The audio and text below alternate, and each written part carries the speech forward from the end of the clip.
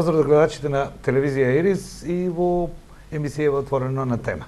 Овде јас разговарам со моите гости за она што ни е актуелно, а нема поактуелно од ова што секојдневно ни се случува, затоа што е актуелно она што е во тој ден. Иднината е непознаница, мината тоа е завршено. Преокупирани сме со тема, со одговори, со дилема на референдумот, на поделбата во македонското ткиво, поделбата во државата, на различни мислења. Разбирливо е, прашањето и дилемите се поголеми веројатно и од една генерација, а не само од луѓето кои во овој момент донесуваат одлука. Имаме политичка сцена во која што двата табора се толку далеко поставени во своите почетни па и крајни позиции што донесуваат и дополнителна поделеност во кај граѓаните. Сето тоа вам ви е јасно. Но оно што секојдневно ни недостасува, барем во медиумите, затоа што ние ги бараме темите кои се актуелни или интересни, е разговорите за тоа од што живееме. Каде оди македонската економија? Кои се нејзините показатели? Што значи тоа зголемување на општествениот производ од 3,1, што е статистиката околу тоа? Често се фаќаме само за броевите, меѓутоа забораваме дека економијата е живо ткиво во кое што работат луѓе со своји идеи, со своја физичка и ментална снага и од тоа се произведува општествен производ од кој сите живееме. За да се подели преку законите за данок, да се наполни буџетот, да се нападнат фондовите, некој треба тоа да го заработи. Тренд во светот денес е по големата криза од 2008 година, кога одеднаш се разбудија светските мокници или оние кои раководеа со тековите на економијата и на финансиите со 2,7% поголем капитал во финансискиот дел отколку оној во реалниот свет. Па знаете како поминаа мнозина од државите. Либералниот капитализам има такви законитости, тоа за некој друг момент. Меѓутоа, оно што сега се е тренд во Европа, а тоа е реиндустриализација. На многу поголемо, повисоко технолошко ниво, со многу повеќе вложување и финансиски, но и од современата технологија и нов начин на организација. Затоа денес имаме Германија која скоро и да нема невработеност, растот кај неа во индустријата, бруто општествениот производ не може да се споредува со било која земја во Европа. Треба да видиме и како земјите кои се компаративни со нас, излега од истиот систем како Словачка, како некои други земји кои ги употребуваат алатките на струката. Нам ни недостасува совет и памет, знаење, организација на струката. Еве, затоа решив денес да не разговараме со политичари, туку со човекот кој е начело на институцијата каде сите овие проблеми и сите овие разделенија се прекрашуваат. Председателот на Стопанската комора на Македонија, господинот Азиски. Добро дојдовте во моја емисија. Добре ве најдов. Секогаш ми е драго кога ќе сум во Штип и кога ќе бидам поканет да бидам тука. Сме имале секогаш конструктивни разговори. Господин Азиски, јас направив една скенер слика на она што нам ни е достапно како податок за европската и светската економија, посебно во смисол на новите учења на макроекономијата на Пол Кругман, на целата таа лондонска школа, вака како што ве представив место каде што се прекрашуваат интересите. Што мислите? Каде е нашето место? Нашата грешка, би рекол, е што 1991 година после самостојувањето не направивме сериозна анализа, а сериозна анализа почнува со едно скенирање на ситуацијата каде се наоѓаш. Нели ние се наоѓавме со 17 милиони марки девизни резерви на почеток. Денеска имаме преку 2 милиарди. Таа слика ќе доведеше до таргетирање на цели кои што ќе ги поштова компаративните предности на тогашната структура на македонската економија и нема да ни се десеа некои, да речем, аномалии низ кои што моравме да поминеме. Сето тоа не кошта, меѓутоа вие добро скениравте една ситуација дека таков тренд на зголемување на услугите во бруто домашниот производ практично стана некакво одбележје на европската економска сцена, освен делот на Германија, каде што традиционално ги задржа своите дејности, го појаче извозот и преку сервисирање на резервните делови и на услугите практично го задржа приматот на секаде. Таквата политика денеска доведува до силни суфицити во таа земја и и развој на економијата која бара апсорбција на работна снага, видите, од целиот свет да се повлекува на таа страна. Сега не треба да си многу паметен да заклучиш дека тие бројки ќе те одведат и ќе те усмерат на правата слика. Ние направивме 2010 година во комората една сериозна анализа, барајќи начин како да дојдеме до нов развоен модел кој што ќе гарантира последователно во 4 до 5 години растот меѓу 5 и 7%, што може да се осети да го остати компаниите и граѓаните. Таа отиде на сериозна расправа, сериозна доработка во комората. Комората има многу моќен човечки капитал и капацитет, значи илјадници доктори на науки, магистри, инженери и така натаму. Тоа се финишира, се изработи. Морам да кажам дека покушавме да го наметнеме во јавноста и према владата тогашна. Тешко одеше тоа затоа што тие бара сегментирани решенија кои што им одговара на политичките прилики. И тие сегментирани решенија се веќе применети. Меѓутоа суштината на таа работа беа две почетни точки на една реформа сеопфатна во државата во која што ќе се поддржат индустриските компании и извозните компании со оглед на тоа да тие можат да испорачаат брз раст и брзо испорачување на нови работни места. И влегувајќи со реализацијата на таа наша програма во политичката криза 2015 година, мислам дека изгубивме драгоценно време, кое што покушаваме да го надокнадиме во овој момент преку присуството на наш човек во владата, на заменик премиерот Анѓушев, кој што директно го делегиравме за таа намена и кој што со донесувањето на законот за поддршка на инвестициите практично тоа преломно да кажам ментално свртување во главата на секој бизнисмен во Македонија практично го спроведува секојдневно, а тоа е да не се оди со хоризонтална поддршка на сите фирми, него на фирмите кои што можат да испорачат брз резултат за да се створи основа за понатамошен развој. Дали ние во овој момент имаме консензус околу тоа прашање? Не. Морам да ви кажам. И ние ја одбравме политиката да бараме лобисти и партнери на тој пат како би можеле тоа да го наметнеме во општеството. Сегментарно се остварува и понатака, меѓутоа за окружувањето на тој концепт практично ќе не доведе, ние веруваме, до исправниот пат да доведеме до ниво на производство што сме го имале 90-тите години, кое што би представувало основа за зголемување на нивото на животниот стандард. Со прости зборови, јас доаѓам од Охрид, значи, Охрид 90-тата година, 90-тите години, значи последните две, 89-90-та, туризмот кога беше на врвот и учествуваше со 8% во бруто домашниот производ на Охрид, другото го пополнуваше индустријата и другите гранки. Значи ти кога си работел со Некерман, со Туи, кога си имал врв на развод, можеш да достигнеш со услугата толку. Значи Охрид од тој период и Штипе, каде што се наоѓаме, е познат по големите капацитети. Јас не сум да робуваме на времињата што биле пред нас и сега да бараме нешто да ги инсталираме истите капацитети. Тие морат да бидат модерни, технолошки опремени, па можда као го вика странски инвестиции, па заеднички joint venture компании и така натаму. Значи ние треба да го корачаме тој пат, меѓутоа треба разликата во услугите и индустријата во бруто домашниот производ да ги намалуваме во интерес на индустријата, а да се намалуваат во делот на услугите.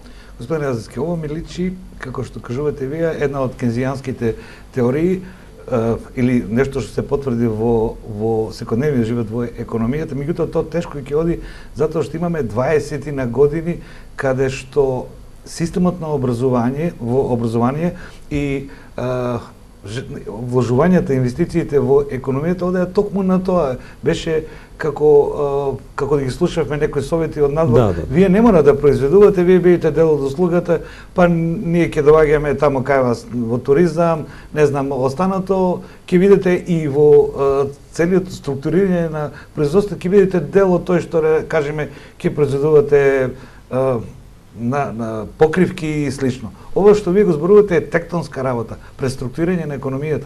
Има ли инвестиции за тоа? Има ли знаење за тоа? Заблудите се составен дел на животот. Така да грешките се плаќаат, ние ќе си ја платиме таа грешка со образованието и тоа е неспорно, меѓутоа не мора да чекаме. Значи треба да делуваме во тој правец, треба да собираме секој ден истомисленици на таа тема. Она што во економијата е важно да ја развијаш до максимум трговијата со соседите. Тука ние имаме, да речем, проблеми. Ние сме закотвени на некои цифри и со Бугарија, и со Србија, и со Албанија, и со Косово и така натаму. Чак во Косово ги губиме бројките заради нивната нелегална работа со останатите земји со кои што, ево со Србија, да речем, имат зголемување на размената енормна. Иако не се признати меѓу себе. Иако не се признати меѓу себе. Значи, ја имавме цефта. Пазите, ние имавме цефта како предворе на Европската Унија, каде што треба да се научиме меѓу 6 члена федерација како ќе делуваме економски, за кој ќе влеземе во 28 члена да бидеме спремни. Ние имаме намалување на размената во цефта. Тоа е неверојатно. Ние имаме секој ден прекршување на спогодбата од цефта. Тоа е неверојатно. И немаме никакви санкции на меѓународната заедница за таа работа. Нити има некое тело што може, еве го сега последниот случај што беше за забраната на косовската страна, така или за нови давачки на зеленчукот. Или имавме такви случаи со Босна и Херцеговина и така натаму. Значи, ние практично демонстрираме пред Европската Унија, молејќи да влеземе, дека не ги почитуваме нивните правила. Па како ќе влеземе? Да не зборувам за стандардизацијата, да не зборувам за редиците на камиони со километри што чекаат само веќе на нашите граници. Нигде во Европа веќе тоа не постои. И нема нити политичка волја, нити оперативна волја некако да се разрешуваат на тој начин прашањата. Земите е размената меѓу нас. Значи, ние не може да имаме сега 4 милиарди размена со Германија, која што е на 2000 километри од нас, а со соседните земји да имаме 300 милиона. Значи, нешто не е во ред. Значи, може да не е инфраструктурата, може да е обкружувањето деловно во она, али се седнува се. Не дека коморите немале за тоа предлози, него во една силна политизација која што владаат на Балканот, сите институции се на некој начин маргинализирани. Јас многу смешно ми доаѓа кога ние ќе се обвинуваме меѓу себе. Например, новинарите комора, комора новинарите, синдикатите комора, комора синдикатите и така натаму. Ние сме сите во исти проблеми. Значи, нас не ни работи милјето, нас не ни работи обкружувањето кое што треба да ја обезбеди нормалниот притисок према власта како коректив на нивното владење. Во случај ако откажи работењето на опозицијата.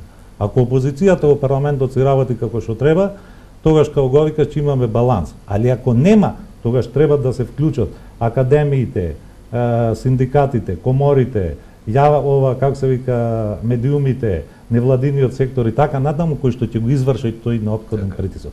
Значи, како да е, ние мора да сватиме и ние во бизнисот тоа го свативме, дека институционалниот капацитет мора да го појачаме. Значи, кој ќе ни речат европејците институционален капацитет, тие не мислат да зидаме згради, тие мислат да се добија доминација на институцијата над поединецот. Што е Бранко во комората? Ништо. Тој е извршен орган, слуга на компаниите и слуга на институцијата. Значи, институцијата е све. И Бранко ќе си оди, институцијата ќе продолжи. Во медиумите кај вас. Вие ќе си одите, ќе си дојдат другите под младокот и така натаму. Во синдикатите исто и така натаму. Значи, институционалниот капацитет, човековите права, во кои што Европа ги сваќа како права на поединецот, а ние на колективитетот. Значи, па ние сега ако сум нешто гонет од државата, па затоа што сум албанец, или затоа што сум бизнисмен, или затоа што сум, не знам, припадник на ова или тоа друга етничка заедница, сега не одговарам. Не, затоа што сум направил криминал, треба да одговарам. Значи, мораме тие да ги испегламе односи кои што ќе овозможат. Сега ќе речете каква е врската со економијата. Па тогаш ќе имаме правосуден систем што ќе штити економијата. Впрочем, тоа е оно што нема да имаме по 11 години спорови влечкање во ова. Тоа се све губитоци затоа што можда луѓето земале камати, можда со тие средства ќе ги инвестирале па ќе заработеле и така натаму и така натаму. Морам овде да ве прашам, драматуршки ово што го зборувате, во комората се разговарале за еден друг податок. Еве ги читаме билтените, податоците, што мене лично не ми се допаѓа. Банките имаат вишок на капитал и банките се имаат добиток од 100 милиона, 200 милиона. Дали капацитетот на економијата не може да ги превземе инвестициите, да ги следат банките, или имаме еден друг проблем, имаме несигурност во вложувањата, па тие пари остануваат, па најчесто се лефируваат низ кредити на граѓаните кои ја гледаме, па и процентот на задолженост. Граѓаните доаѓаат во една позиција, тешко веќе ги враќаат кредити, а земаат помали суми за да преживеат. Да. Видите, разговараме за сите теми, и за банкарскиот сектор нормално таа, и за монетарната политика, и за контролата на монетарната политика на банкарскиот сектор и така натаму. Ние како бизнисмени бараме во овој момент зголемување на стапката на ризик на сите институции. Значи со ова како ги тераме досега работите, ние никој не сакаме да влеземе во ризик. Без ризик нема профит. Так. Осигурувањето е преголемо за Така. Значи, она нашо не загрижува сега е лежењето на огромни средства на депозити во нашите банки од 4 милиарди на граѓаните и од 1,2 милиарда на фирмите со најниски каматни стапки, а не се вртат во бизнисот. Тоа зборува, како го викаш, дека тука се потребни сериозни анализи. Така. Тој капитал треба да се стави. Зошто би молеле ние за капитал по светот? За 10 пати помали суми. Ние го имаме капиталот, треба да го вртиме, да создаваме услови. Ние треба степенот на ризик да го зголемиме и во пласманите на банките, и да го зголемиме во политиките на Народната банка, и во политиките на даночната власт, односно на владата и така натаму. Секој помалце да понесе повисок степен на одговорност, да би можела економијата да се заврти. Затоа што ако не врти економијата, паѓа, таа е као точак. Така. Ако не го вртиш, прашање му постави на министерот за финансии, тој вели ке се направи анализа. Меѓутоа Светска банка многу често знае да ни пушти некакви такви податоци во кои што последните неколку години е зголемена црната економија, даночната евазија не е на висина од 2013-14. Ова во склад со ова или што го зборуваме сега? Значи, ние сме во анализите кои што сме ги правеле во комора, исправени пред 5-6 многу тешки проблеми, меѓу кои влегуваат и ова, со кои што мора да се соочиме. Нашето варење да се соочиме со тие проблеми што побрзо. Тоа е прашањето на децентрализација, кој го кочи рамномерниот развој на државата, а со тоа ни го кочи и бизнисот внатре во републиката, све е сконцентрирано во Скопје. Тоа знаете од кои причини е блокирано, да не повторувам. Тоа е прашањето на попис. Ние без попис немаме ни една релевантна анализа не можеме да изработиме. Све може да ни се доведе под прашање. Зашто пописот не е само попис на бројката на населението, тоа е сеокупно податоци што се многу битни како го вика за развојот наш, на економијата, на компаративни анализи, правење и така натаму што се од суштинско значење. Трето е прашањето на сивата економија. Четврто е прашањето на корупцијата, за кој што мислиме дека е многу поизразит проблем од тој што го имаме, заради тоа што ниското ниво на животен стандард, огромниот апарат административен кој што постои во Македонија, сигурно генерира повисока бројка од таа што. Зошто, господин Левски, зошто бегаме да разговараме за тоа? Огромниот апарат, и вие како експерт, како начело на многу важна институција, велите вака, огромниот апарат е дел од сегментот за кој што на крајот излезе корупција, неефикасност на постапките, а ниту една политичка констелација не се зафаќа тоа да го разреши. Тоа само се зголемува како топка, во еден момент ќе мора да се разреши, како вели Хегел, да не дај Боже по револуција. Значи, затоа што ќе немаме пари за плати и ќе штедиме. Јас одговорот го дадов во претходното моје кажување. Ако вие имате ситуација во која што власт и опозицијата во изминатите 27-8 години си го штитат грбот баш по некои прашања што се на уштрб на државата, а тоа влегува и прашањето на државната администрација, а ги немате корективните, умртвени ви се корективните органи, корективните институции што треба да го вршат тој притисок, тогаш ќе имате ваква ситуација како кај нас. Значи, потребна е акција од општеството. Значи, општеството се изградило механизми. Не она што ние го чекаме да дојдат странците, тие да ни ги разрешуваат проблемите. Дајте да ги зајакнеме институциите. Видите сега кај на што се деси. Секаде во светот, кога имаме една мала економија што претендира да биде извозна, се формираат комори со обавезно членство. Се стегнуваат коморите за да можат заеднички да настапуваат надвор со владата.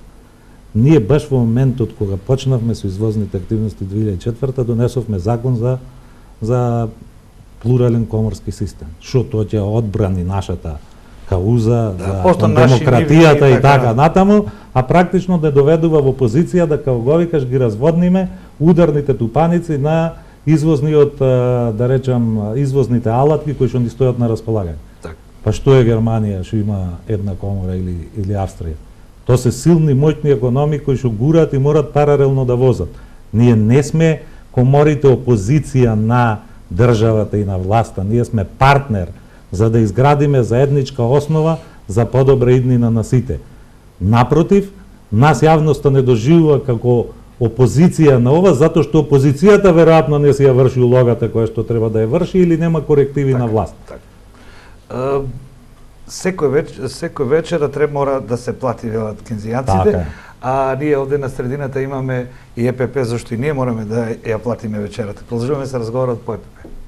Се враќаме, поштовани гледачи, во емисија со претседателот на Стопанската комора на Република Македонија, господинот Бранко Азиски.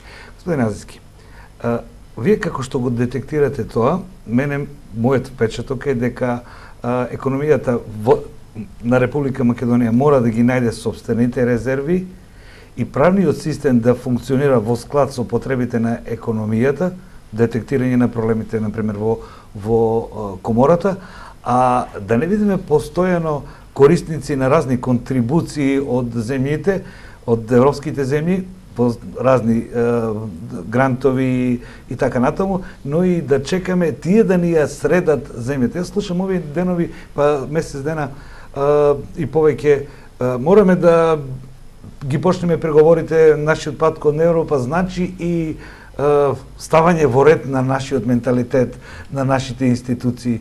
Изгледа дека Македонија и треба на луѓето од Берлин, а не на луѓето од Македонија. Јас кажав дека она што треба да си го очекуваме сите е да си ги запрегнеме ракавите. Ако не ги запрегнеме ракавите, а тоа значи да работиме повеќе од тоа што сме работеле, да правиме подлабоки анализи од тие што сме ги правеле, да преземаме поризични потези од тие што ги преземаме, да преземаме порадикални потези од тие што преземаме, да престанеме да крадеме, да престанеме да злоупотребуваме буџети и така натаму, ништо не можеме да направиме. Значи, тоа обкружување е основ, плодна почва да ако ти работиш и ги имаш овие атрибути, доведат до резултат. Ако ти немаш ништо што да ставиш во почвата плодна, тоаш нема ништо ни да излези. Ако е почвата плодна, значи Европа е плодна почва, голем пазар. Ние имаме максимум постигнато како економија што можеме да постигнеме, тоа е 70% од нашето производство оди на европскиот пазар. И тоа со тоа не треба да се посипуваме со пепел, треба да се гордееме. Па чак и странските инвеститори се едни од најголемите извозници во европските земји. И то добро вози на две релации, домашната и старатските инвестиции возат во добра насока. Значи ние тоа сме го направиле, меѓутоа она што нас ни фали враќање на изворните вредности на образованието. Значи како прв услов за тоа, на работливоста, на одговорноста во процесот на работа, на трчањето по светот и кинењето кондури да се најдат нови пазари, кинењето на кондури да се најдат нови партнери, во секојдневното работење на нови инфраструктурни објекти што ќе го поврзуваат, Македонија со се и се што околу нејзе, затоа што тоа се порите низ кои ќе тојче бизнисот, и олабавување на политиките, на правните политики и даночните политики кои што ќе му возможуваат на приватниот сектор да стане доминантен во развојот и вработувањето, а не тоа да биде јавниот сектор. Така. И не да бидат услугите, туку да биде индустријата. Така да, ако тргнеме во таа насока, ако ова нас не измотивира да одиме во таа насока, ние ќе имаме резултат. Ако не, ќе гледаме некои слики што сме ги виделе за земји што се зачлена во Европската унија, а се иселија сосем и повеќе од кај нас или не воспоставија правен поредок онака како што треба. Так, ова кога веќе го допревме ова што е најмногу актуелно, граѓаните ќе одлучат на референдумот, меѓутоа и едната и другата страна велат дека единствен пат имаме кон Европа. И често зборуваме за тие европски вредности, ама изгледа имате право како послано да не е она одговорноста, меѓутоа тоа дали е нашиот менталитет или системот во кој што се израсна нови генерации 27 години, социолозите нека дадат одговор. Во бирократските постапки за приближување кон Европа, отварање на 33 поглавја, 34 затоа што тоа последното се затвара, кое прво се отвара. Да. Искуството до сега покажува дека незаобиколен дел се асоциациите на работодавачите, стопанските комори, синдикатите. Јас ги прашувам овде министрите кога доаѓаат дали тие преговарачки тимови се екипирани. Тие велат ние имаме од администрацијата 800-700 души и така натаму. Отворени сме за надворешна соработка. Меѓутоа, она што вие го велите, институционално секаде досега Хрватска недалеку отиде со тоа, делови од тие тимови беа коморите. И тие, според мои сознание, најмногу ги држеа преговорите, бидејќи ги знаеја замките на прифаќањето на одговорностите. Според тоа, вие знаете дека ако за оваа година ти одредат дека треба да имаш, не знам, 1000 хектари под ова, под она, а ти знаеш дека не можеш да го направиш. Тоа со нивната сериозност допринесува до на крајот побрзо завршување. Што мислите вие? Јас мислам прво да дадам одговор на првата ваша констатација. Значи, тука ќе бидам многу краток. Нас на сите ни е познат проблемот. Проблемот се вика имплементација. Значи, ние можеме да си носиме решенија колку сакаме, али тие треба да се справедливи. Ако немаш имплементација на тие, немаш ништо. На Македонија фали имплементација. Не тргни, па на првата препрека менувај. Кога ќе тргниш, нема зауставување. Онака како што е договорено, се спроведува до крај и точка.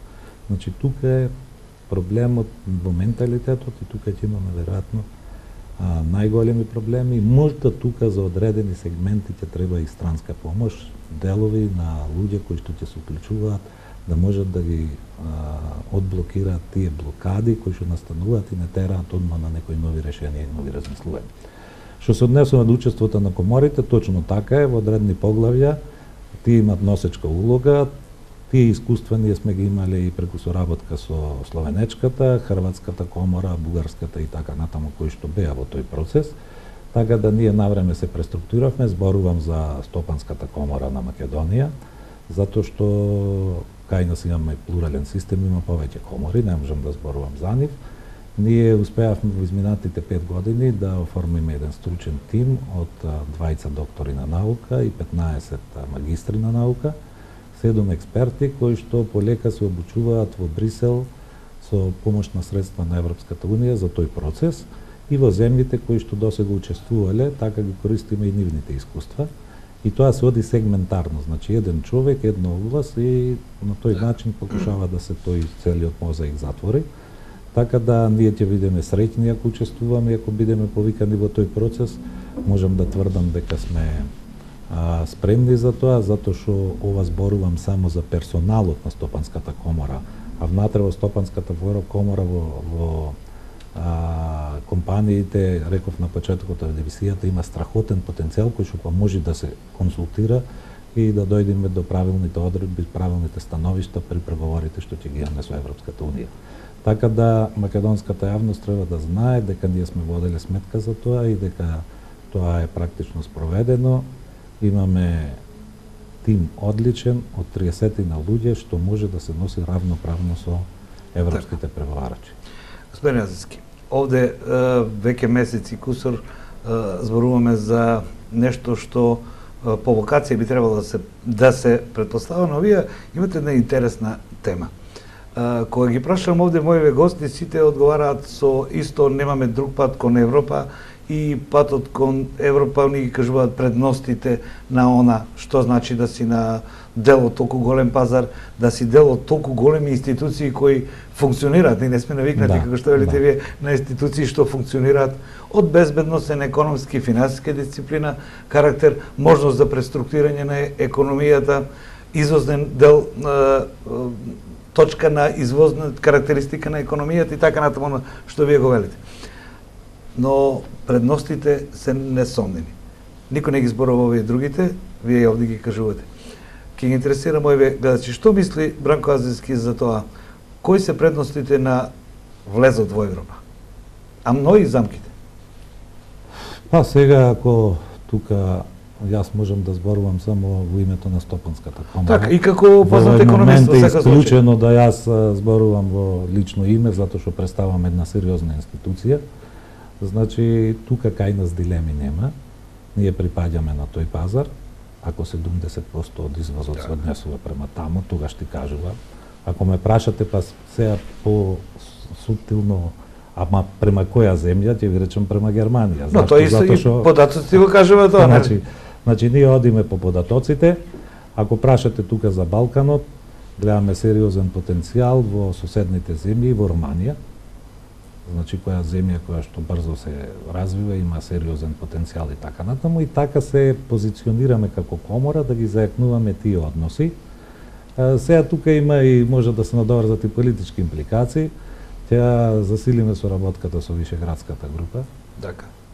И тука може да се накалемат разни работи, ама ние тргнуваме од тоа. Да не мислам дека Вишеградската група е од Вишеград, тоа е град во Словачка, во Моравија. Словачка, тоа е значи Полска, Чешка, Словачка и Унгарија. Така да ние одиме во нашите приоритети према бројки. И тука нема сентимент. Значи, јас можам да кажам дека го поминав овај период овде во Стопанската комора, во постојана политичка тензија со Грција, али во постојана соработка со грчките комори. Значи, тие ми беа на некој начин втор трговски партнер и трет инвеститор во Македонија.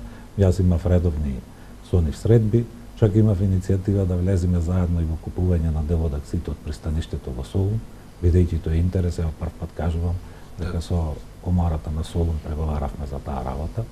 Не успеавме, меѓутоа тоа значи дека отворен патот утре да играме на нешто друго. Тоа значи, како да ви кажам, дека се раководиме по нешто што е реално, изгазено, истапкано како пат, расчистувањето на границите па значи и поголема политичка, лична, економска слобода и така натаму и така натаму. Например, ако дојде до таква работа, јас како охриѓанец, ако ги нема границите према Албанија и према Грција, ќе имам друга конфигурација пред мене и друг пристап во комуникацијата према морињата, а не према Скопје и така натаму и така натаму. Значи, ќе станеме и треба да станеме дел од Европа и тоа е голема предност. Што се однесува за НАТО, сите осеќаме дека тоа е гаранција за безбедноста, што е предвидливо за стабилност на капиталот и на државата, што е многу значајна работа, затоа што најосетлива работа што може да постои на светот е капиталот. Тој мали пореметувања и мали осцилации, мали сигнали ги прифаќа и оди на другата страна, значи не можеш да го контролираш за да се спаси. Пример ми е Турција сега, последните месеци. Да. И заради тоа членството во НАТО ние го доживуваме баш во Стопанската комора како еден сериозен заштитен механизам за можноста да се предвиди иднината, а со тоа да се зголеми степенот на инвестирање. И второ, НАТО е сепак организација моćна, која што ако имаме способни компании на нивните тендери можат и добро да поминат и да го зголемат пазарот и така натаму. Тоа е годишен пазар од некои 900 милиарди евра, што е огромна сума. Тоа е, да речем, јас тоа го имам истакнато јавно, 2015 година во февруар они беа кај нас во Стопанската комора и направија презентација и понуда така да некои наши компании веќе работат на тие сделки, не во Македонија, надвор од Македонија, али али тоа е, да речем, некоја нивна постојана практика, што значи дека отвараме и еден нов пазар, еден нов механизам кој што досега не постоел. Како да кажам, можам да кажам дека ќе добијаме многу, меѓутоа ние треба да соработуваме со сите. Ние не сме земја која што и нација која што не знам што представува по големина и по значење во ова. Во таква ситуација најдобро ќе е да ни се отворени сите порти, затоа што на таков начин ќе можат да добијат поголема шанса сите наши компании. Пред да ви го поставам последното прашање, ме загатнате една интересна работа, велите ние сме мали и треба да си ги држиме сите порти отворени. Овде мора да ви поставам едно лично прашање, зашто се покажува во Македонија како дефицитарно досега. Ова поради тоа што пред една недела на хрватската телевизија гледав една емисија во која што тие посочуваат своите успешни луѓе во светот, кои се веќе брендови, кој колку помогнал на Хрватска. Да. Развивајќи ги сите овие релации за кои што вие зборувате. Овој поединичниот капитал, да зборуваме X лице, Бранко Азински познава огромен број од економистите, од компаниите, бизнисмените на Балканот. Зошто не го користиме како луѓе, како држава, потенцијалот на поединец? Па ние го користиме потенцијалот, ако ве потсетам само дека трансферите во буџетот се над милиарда и половина. Така, од оној... Значи, јас кој ќе зборувам тие алтернативи, други на тие мислам, не мислам географски. Сега, знаеш... Се разни милиарди нешто ние... Значи, ние нема да испуштиме како бизнисмени ни една шанса да работиме сегде, али ние мора да водиме сметка дали тоа ќе биде пазар како што е европскиот, дали тоа ќе биде пазар како што е не знам нордискиот, дали ќе биде пазар како што е северноамериканскиот. За нас сите опции се тука отворени и се користат сите можни начини и алатки да дојде до тоа. Меѓутоа тоа значи и тој поединечен да речем капацитет што можеме да го искористиме или групен капацитет како што се иселениците во Македонија, кои што се секаде низ светот и со една атрактивна понуда ние можеме. Али во суштината на све лежи ова: стабилноста, предвидливоста, условите кои што ќе се понудат и така натаму. Значи патриотизмот имат своја основа кај секој од нас, али над тоа постои и некој личен интерес и некоја лична екзистенција, личните релации од каде доаѓа. Ке треба утре да се плати ручекот, нели? Ке треба да се плати ручекот. Така да затоа зборувам дека треба све да тоа искористиме како милје и да работиме сите да се здружиме према една цел, тоа е развој на бруто домашниот производ од 5 до 7% во наредните неколку години, како би можеле да постигнеме и да осетиме некаков раст. Вообичаено е сите мои гости, бидејќи по драматургијата на времето во кое што живееме, да ги прашам што ако не, никој не може тоа така да го прогнозира, но претпоставувам дека најголемиот број од бизнисмените ќе одговорат со тоа ќе губиме време и губиме пари. Па како да ви кажам сега, ако е брзината... Мислев на ова дека ако после референдумот... Ако е брзината својственост на бизнисмените, стрпливоста е на политичарите. Значи, ние кој ќе речеме нема никаков излез кај политиката, па ќе се смири 2-3 недели, па опет ќе се извидува, па повторно ќе се јави некоја иницијатива и така натаму. Значи, ние не треба да губиме надеж, ние треба да сме убедени дека работиме за подоброто и дека на тој пат ќе бидеме упорни, затоа што не можеме да претпоставиме дека и све да биде како што сме намислиле, дека тоа така ќе се одвива. Од еднаш ќе имаме 2000 Значи, таа упорност, таа работливост, што ја споменував, таа посветеност, тој менување на свеста и на мислењето кај нас, за целите што ќе се постават пред нас, дека тоа е единствениот начин да се приближиме кон развиените земји, тоа е единствениот начин да го заприме одливот на нашите деца, тоа е единствениот начин да се гордееме со нашата држава, меѓусебните релации. Јас се сеќам 2008 година, кога Македонија пред кризата бележеше сериозни резултати, кога ќе се појавиш на меѓународната сцена, секој те почитува и ако си мал, секој сака да дојди, да размени мислење и така натаму. Тоа е многу значаен дел на таа наша гордост, на таа наша, да речем, како да кажам, патриотизам, највисок облик и така натаму, кога ќе се почитува делото твое, она што го ствараш, она што го правиш и така натаму. Така да мислам дека ни треба, имаме искуства, али ако ми речете како ќе завршите емисијата со еден збор, ќе ви кажам дека треба да зборот имплементација, односно исполнување на договореното стани алфа и омега во нашето секојдневно действување. Тоа е, впрочем, што ни прави Европа замерка до сега, ова како мој мал коментар е, вели во меѓународните односи, право на променување на политичкиот курс имат само големите, меѓутоа дадениот збор или подпишаниот закон мора да се почитува. Така е. Така, благодарам што бете дел од моја емисија. Благодарам и вас. Поштовани гледачи, ова беше мојот разговор со претседателот на Стопанската комора на Република Македонија и на крајот само еден заклучок, она што науката одамна го вели и секогаш го вели, или ние не сакаме да си го признаеме, патот во Македонија, на Македонија кон Европа не е само од Европа, зависи и од нас зависи стабилноста на институциите, од нас зависи правниот систем, од нас зависи кредибилно судство и на крајот на крајовите од нас зависи колку работиме. И тоа е дел од идентитетот, нели? Ако работиме помалку, нашиот идентитет ќе биде таков. Или ако не произведуваме повеќе и подобро конкуренти на пазарот, тогаш сме како идентитет не конкуренти. Ајде размислуваме за ова. Благодарам за вниманието, се гледаме во новата отворена тема.